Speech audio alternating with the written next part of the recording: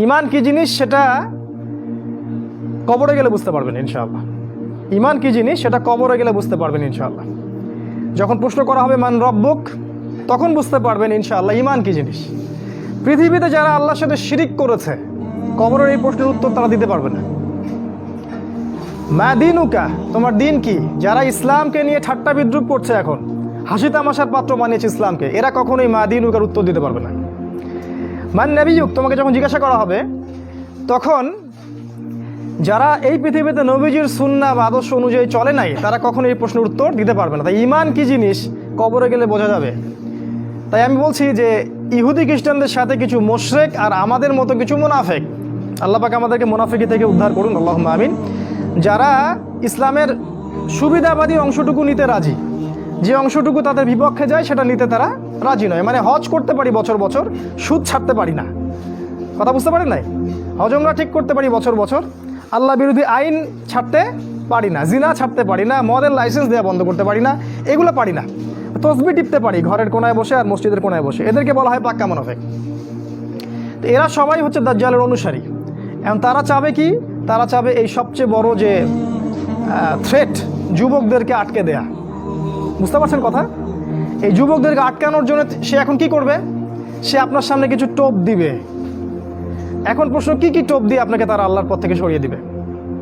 কারণ তারা খুব ভালো করে জানে, যদি আপনি ঈমান নিয়ে থাকেন, ইসলাম শক্ত করে পালন করেন এবং আগামী সময়ের জন্য প্রস্তুত হন, তাহলে ওদের জন্য ক্ষতি আছে। এবং সারা দেশ, সারা বিশ্বের যুব সমাজ যদি একত্রিত হয়, ঈমানি চেতনা লালন করে, তাহলে আগামীতে ওই তারেক বিন জিয়াদের মতো, এই আপনার মোহাম্মদ বিন কাসেমের মতো যুবকরা উঠে আসবে ইনশাআল্লাহ।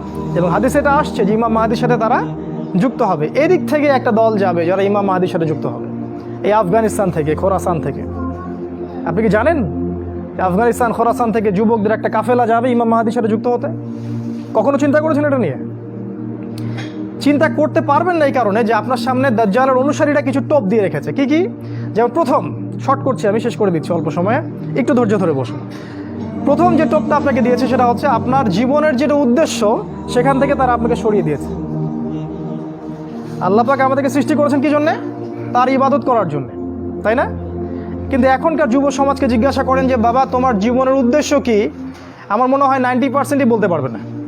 আর যারা বলতে পারবে তারা বলবে একটা চাকরি বা একটা ব্যবসা বা একটা সুন্দরী নারী বা একটা গাড়ি বাড়ি, অথবা স্ট্যাটাস, প্রতিষ্ঠিত হতে হবে, জীবনে নিজের পায়ে দাঁড়াতে হবে। বোকা মানুষ বোঝে না যে কখনো মানুষ নিজের পায়ে দাঁড়াতে পারে না। মানুষ কখনো নিজের পায়ে দাঁড়াতে পারে না। আল্লাহ পাকের এক হুকুম 1 সেকেন্ডে মানুষের 19-20 হয়ে যাবে, একেবারে শেষ। যে রিজিকের প্ল্যান করছেন আপনি 20-30 বছর, এক হুকুমে রিজিক বন্ধ। ড্রাইভ করতেছেন, মারি দিয়ে চলে গেল, শেষ, রিজিক ক্লোজ। কার হাতে ক্ষমতা? মানুষ নিজের পায়ে দাঁড়াতে চায়। এটাই শিরকি কথা, এটাই শিরকি কথা।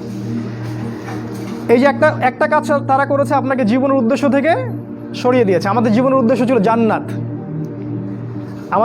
আমাদের রব আল্লাহ পাক বলেছেন, সূরা আল ইমরানের মধ্যে পাবেন, ফামান যুহজিহা আনিন নার ওয়া উদখিলাল জান্নাহ ফাকাদ ফাজ। যাকে কিয়ামতের দিন জাহান্নাম থেকে বাঁচানো হবে এবং জান্নাতে প্রবেশ করানো হবে, এ ব্যক্তি হচ্ছে সফল, আর কেউ সফল না।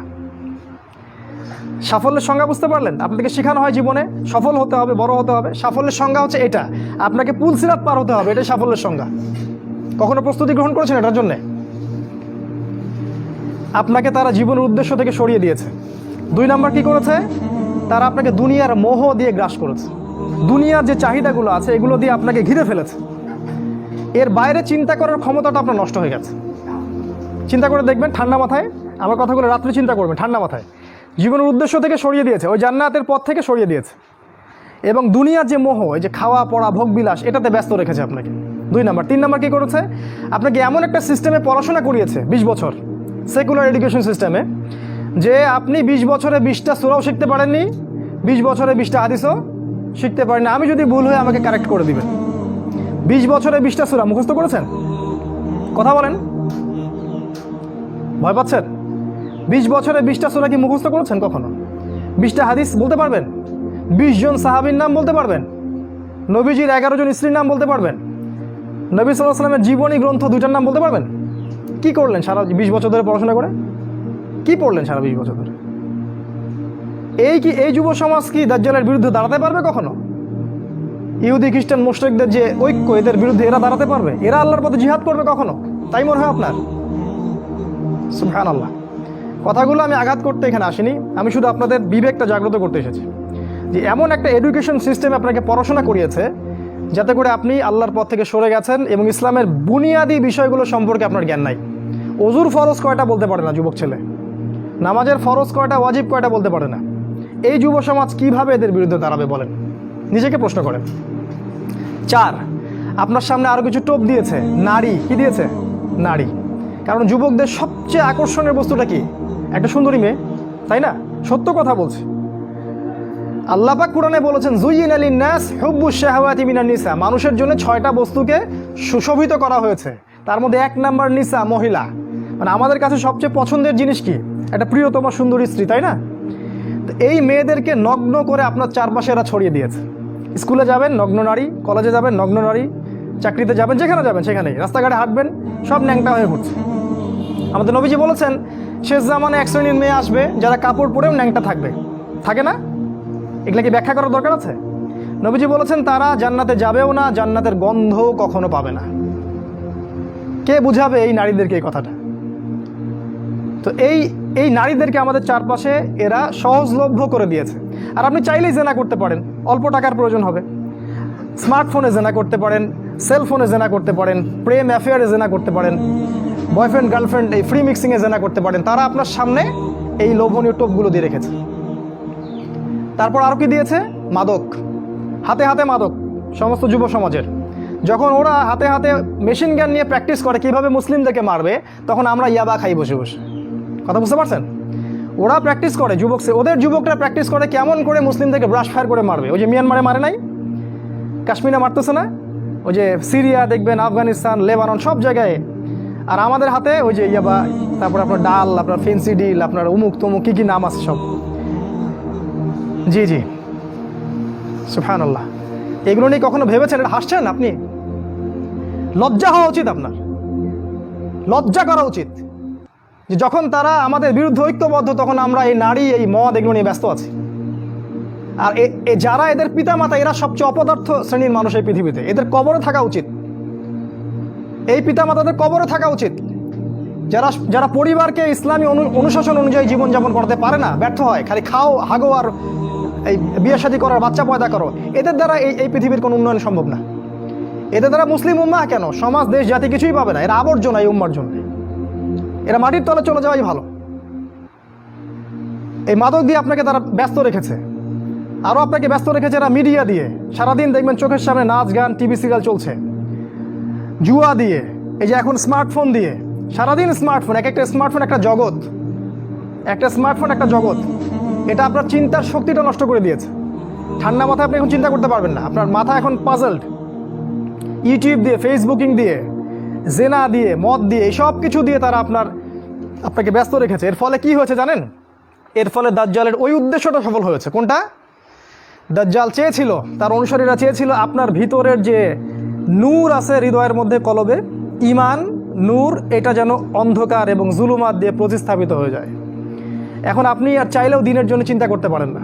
আপনার ভিতরে আল্লাহর জন্য কান্না আসে না, সেজদায় কাঁদতে পারেন না, আল্লাহর দিকে চোখ তুলে, আসমানের দিকে চোখ তুলে তাকাতে লজ্জা লাগে। আপনার মনে হয় যে আমি এত পাপী, কেমন করে তাকাবো? আপনি বুঝতে পারছেন আমার আমলনামা পাপে ভর্তি হয়ে যাচ্ছে।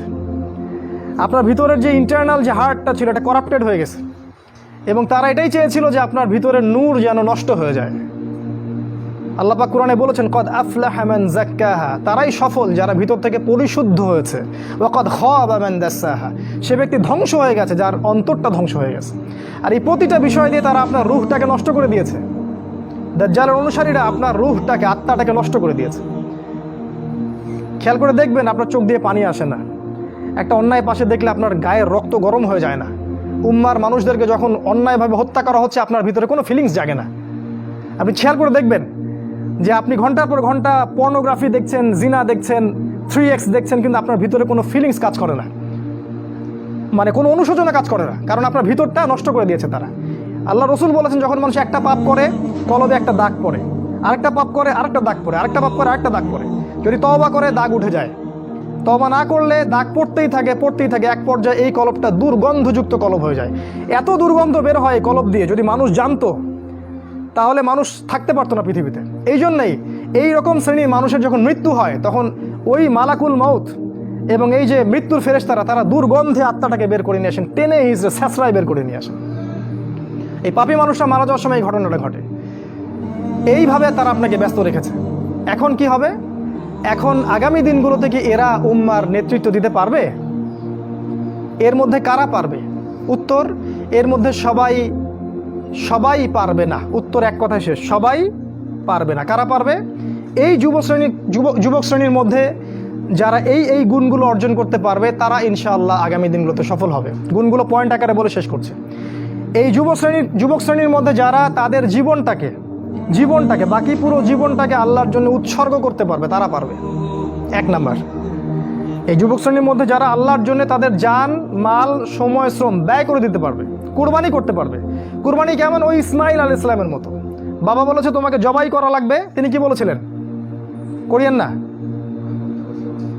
তিনি বলেছিলেন আপনাকে আল্লাহ যা আদেশ করেছেন সেটাই করেন, আমাকে ধৈর্যশীল পাবেন ইনশাআল্লাহ। এরকম ছেলে পাবেন এখন?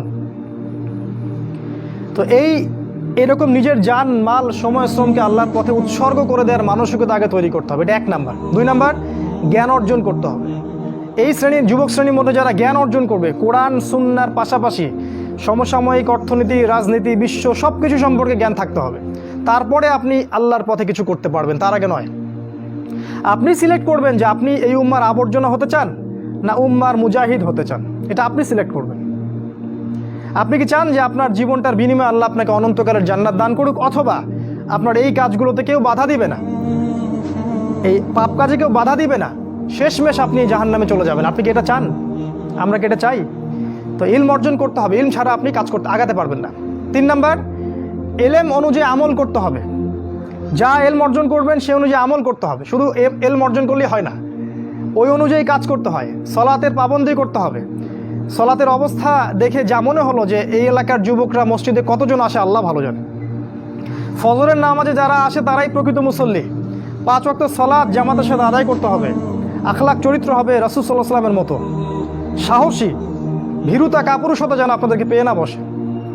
জ্ঞান অর্জন করে সাহসী হতে হবে, তদনুযায়ী আমল করতে হবে, এবং কোনো অবস্থাতেই পরাজিত হব না এরকম মানসিকতা তৈরি করতে হবে। শয়তান হোক আর ইবলিস হোক আর এই দাজ্জাল হোক আর অনুসারী হোক, কেউই আমাকে ঠেকাতে পারবে না এরকম মানসিকতা তৈরি করতে হবে।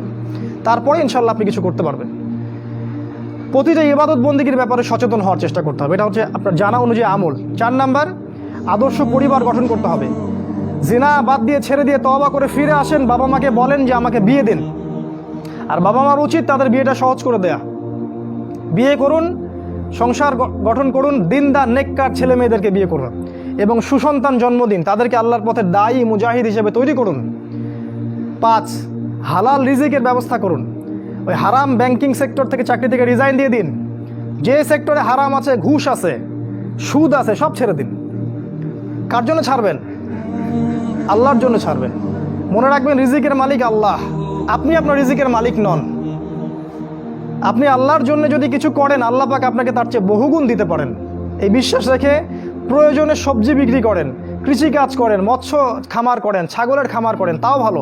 তারপরেও হারাম রিজিকের দিকে যাবেন না। অনুরোধ করছি ভিতর থেকে, মানে আল্লাহর দোহাই দিয়ে অনুরোধ করছি, হারাম রিজিকে যাবেন না। সারা জীবনের ইবাদত নষ্ট হয়ে যাবে, সারা জীবনের। যে ব্যক্তির ইবাদতে এতটুকু সুদের টাকা আছে, ওর ইবাদত কবুল হয় না। জানেন না সুদ খাইলে মায়ের সাথে জেনা হয়? এটা জানেন না যে সুদ খাইলে 36টা মেয়েকে ধর্ষণ করা হয়, আল্লাহ এবং তার রাসূলের সাথে যুদ্ধ করা হয় সুদ খাইলে? দিব্যি খাচ্ছি, প্রতিটা গ্রামে এখন সুদী এনজিও, সয়লাভ সমিতি আর এনজিও। হালাল রিজিকের অন্বেষণ করুন, এটা হচ্ছে 5। 6 নাম্বার, আল্লাহর পথে সময় ব্যয় করেন। আপনি কোন মাযহাব, কোন তরিকা, কি ফলো করেন সেটা নিয়ে আমি কথা বলতে এখানে আসিনি। আপনি আল্লাহর পথে সময় দেন, যে যেখানে আছেন সেখান থেকে আল্লাহর পথে কিছু করেন, প্রজেক্ট হাতে নেন, কিছু করেন। এলাকার যুবকদেরকে নিয়ে একটা ফাউন্ডেশন করেন, বা একটা সংগঠন করেন, বা একটা প্ল্যাটফর্ম করেন, করে কিছু একটা করেন, যাতে করে এলাকার মধ্যে জাহিলিয়াতগুলো দূর হয়ে যায়। আল্লাহ আপনাকে সাহায্য করবেন ইনশাআল্লাহ। এটা ঠিক যে বাতিলপন্থীরা আপনার কলার চেপে ধরবে ঠিকই, কিন্তু আল্লাহ আপনাকে সাহায্য করবেন। আর আল্লাহ পাক যাকে সাহায্য করবেন তাকে কেউ ঠেকাতে পারে না, পারে? কখনো পারবে না। আপনাকে জেল দিবে, শুলি দিবে, মেরে ফেলবে, তারপরে দেখবেন আপনার শেকড় থেকে আরও 10টা গাছ ঠিকই উৎপন্ন হবে ইনশাআল্লাহ। অতএব দিনের জন্য সময় দিন, উম্মাকে ঐক্যবদ্ধ করার চেষ্টা করুন। আরেকটা নসিহা করব, দলাদলির মধ্যে যাবেন না, ইখতিলাফি ফেরকা দলাদলির মধ্যে যাবেন না। তুই অমুক আর তুই তমুক আর তুই এই তুই সেই, এগুলোর মধ্যে যাবেন না। সবাইকে নিজের ভাই ভাবতে